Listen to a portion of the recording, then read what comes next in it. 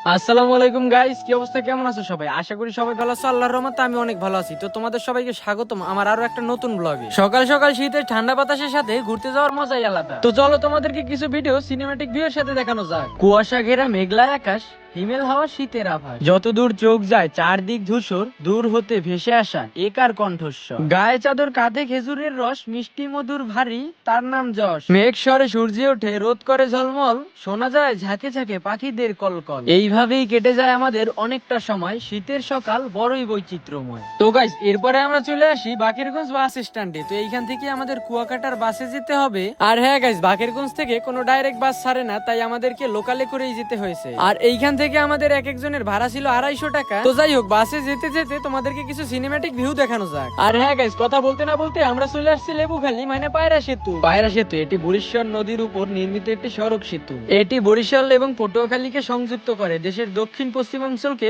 উত্তরাঞ্চলের সাথে সংযুক্ত করে। এই সেতুর লোকেশন পটুয়াখালী, আর এটিকে সবাই লেবুখালী সেতু নামেও চিনে থাকে। এবং এই সেতুটির দৈর্ঘ্য 1470 মিটার এবং প্রস্থ 19.76 মিটার। আর এটির উচ্চতা 18.30 মিটার। এটির নির্মাণ কাজ শুরু হয় 24 জুলাই 2016 সালে, নির্মাণ শেষ হয় অক্টোবর 2021। আর এই সেতু যানবাহন চলাচলে প্রস্তুত হয় 28 অক্টোবর 2021। তো গাইস, বলতে না বলতে আমরা চলে আসি পটুয়াখালী 6 রোডে। আর হ্যাঁ, আমার ভিডিওতে তোমরা পেয়ে যাবে সম্পূর্ণ ভ্রমণ গাইড এবং সেই ভ্রমণ স্থানের ঐতিহ্য ও ইতিহাস। কিন্তু তোমরা তো সবাই আবেগপ্রবল বাঙালি, তোমরা তো ভালো ভিডিও, শিক্ষণীয় ভিডিও দেখতে পছন্দ করো না। সে যাই হোক গাইস, চলো আমাদের যাত্রাপথের কিছু সিনেম্যাটিক ভিউর সাথে তোমাদের নিয়ে এনজয় করা যাক।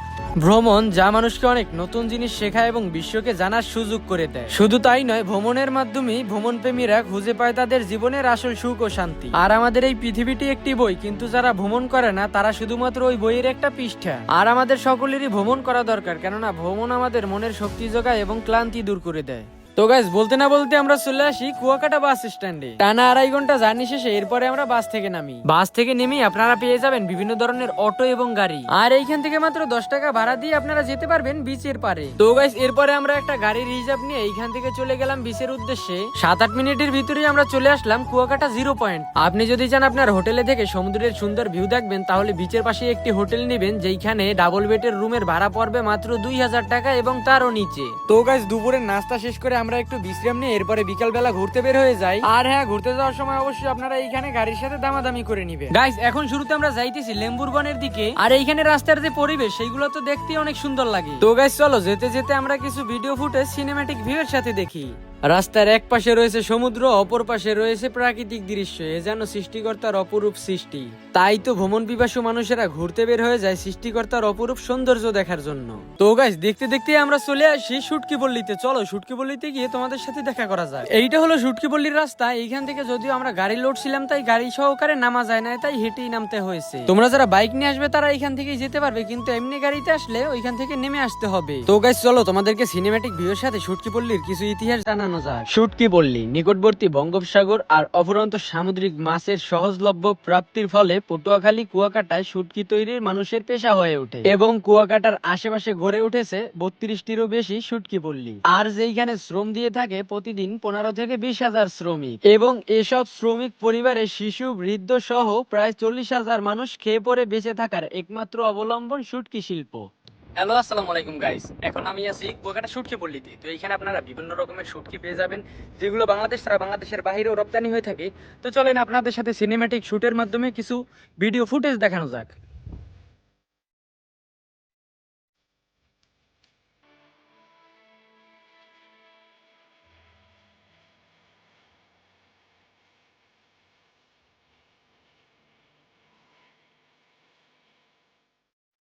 তো গাইস, শুটকিপল্লি থেকে কিছুক্ষণ সামনে এগুলি পাওয়া যায় লেবুর বন। আর আমাদের শুটকিপল্লি ঘোরা শেষ হলে আমরা চলে আসি লেম্বুর বনে। তো গাইস, চলেন লেম্বুর বনের কিছু সিনেম্যাটিক ভিডিওর সাথে ইতিহাস জেনে আসা যাক। বাংলাদেশের অন্যতম পর্যটন কেন্দ্র ও দ্বিতীয় বৃহত্তম সমুদ্র সৈকত কুয়াকাটা। কুয়াকাটা পর্যটন কেন্দ্র ঘিরে রয়েছে মোট 25টি ভ্রমণ স্পট, আর যার ভিতরে লেম্বুর বন অন্যতম। এবং অতীতের এই লেম্বুর বনকে এখন সবাই লেবুর বন নামেই চিনে থাকে।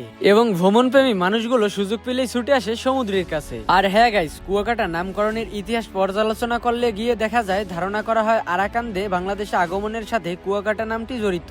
18 শতকে মোগল শাসকদের দ্বারা বিতাড়িত হয়ে বার্মা থেকে আরাকানরা এই এলাকায় অবস্থান নেয়। এরপর সুপেয় পানির ব্যবস্থা করতে তারা প্রচুর কুয়া খনন করে, যার ফলে এই অঞ্চলের নাম হয় কুয়াকাটা। গাইজ, এরপরেই আমরা চলে আসি 3 নদীর মোহনা ও ঝাউবনে। বিকেল হলেই দেখতে পারবেন এইখানে প্রচুর পরিমাণে লোকের সমাগম ঘটে থাকে, আর এইখানে আপনারা পেয়ে যাবেন হালকা খাবারের জন্য কয়েকটি দোকান। তো গাইজ, এরপরে আমরা চলে আসলাম ঝাউবনে। তো চলো ঝাউবনের ভিতরে গিয়ে তোমাদের সিনেম্যাটিক ভিউয়ের সাথে কিছু ভিডিও দেখানো যায়। ঝাউবনের ভিতরে গিয়ে দেখতে পারলাম এখানে মেয়েদের ঝাঁক পড়েছে। আমার মনে হয় এইখানে শুধুমাত্র মেয়েরাই ঘুরতে আসে। যাই হোক, আমি তাড়াতাড়ি করে এখন এখান থেকে বেরিয়ে যাই। পর্যটন কেন্দ্র যেটা হলো কুয়াকাটা সাধারণ মানুষের জীবনযাপনের জন্য আয়ের খোরাক, আর এইভাবেই ঘুরে ফিরে চলে যাচ্ছে আমাদের সবারই জীবন। তাই তো ভ্রমণ প্রেমীরা যখনই সময় পায় ঘোরার জন্য ছুটে চলে আসে, আর আমি মনে করি যারা ঘোরাঘুরির উপরে চলে তাদের জীবন নতুন করে বাঁচে।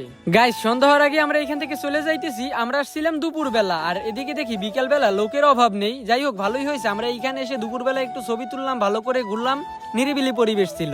কি যেইখানেই যাইতেছি সেইখানেই দেখতেছি মেয়েদের উদ্ভব। আসলেই বইতে যা পড়ছিলাম যে বাংলাদেশে মেয়ে বেশি, সেইটা ঘুরতে না আসলে আমি আসলে বুঝতাম না। এরপরে আমরা বাসায় গিয়ে ফ্রেশ হয়ে তারপরে আবার ছাদে চলে আসি বিকেল বেলাটা উপভোগ করার জন্য। আর গাইস, আপনারা হয়তো অনেকেই এই হোটেলটা চিনে থাকবেন, তারপর আমি নামটা একটু হাইড রাখতেছি। এরপরে আমরা কিছুক্ষণ ছাদে আড্ডা দিয়ে রাত হতেই চলে আসি ফিশ ফ্রাই এন্ড বারবিকিউর এইখানে। আর এরপরে আমরা চলে আসলাম আসলাম ভাইয়ের দোকানে। এইখানে সে একটা টুনা মাছ নিয়ে নিলাম, যার ওজন ছিল 1.5 কেজি। হ্যাঁ গাইস, এমন কোন সামুদ্রিক মাছ নাই যেটা আসলাম ভাইয়ের দোকানে পাওয়া যাবে না। এইখানে কাঁকড়া, অক্টোপাস আরো বিভিন্ন ধরনের মাছের নামও আমি জানি না। যাই হোক গাইস, আপনারা কুয়াকাটা আসলে অবশ্যই এইখানে এসে ফিশ ফ্রাই এন্ড বারবিকিউ খেয়ে দেখবেন, অবশ্যই আপনাদের কাছে ভালো লাগবে। এরপরে আমি আমাদের টুনা মাছটা প্রসেসিং এর কাজটা দেখতেছিলাম। খুব অল্প সময়ের ভিতরে এত সুন্দর করে তারা প্রসেসিং করে যেটা বলার মতো না। গাইস, এরপরে আমাদের মাছটা বারবিকিউ হইতেছিল, আর আমি এইখানে দাঁড়াইয়া সেটা দেখতেছিলাম। আর এই ভাইদের কাজ এত নিখুঁত এবং এত মজার ছিল যেটা বলার মতো না। যাই হোক, আপনি কুয়াকাটা আসলে অবশ্যই এখানে এসে ট্রাই করে দেখবেন, আশা করি আপনার কাছে ভালো লাগবে। আল্লাহ হাফেজ গাইস, দেখা হবে নতুন কোনো ভিডিওতে। ভালো থাকো তোমরা সবাই, আর চ্যানেলটি সাবস্ক্রাইব করে রাখো।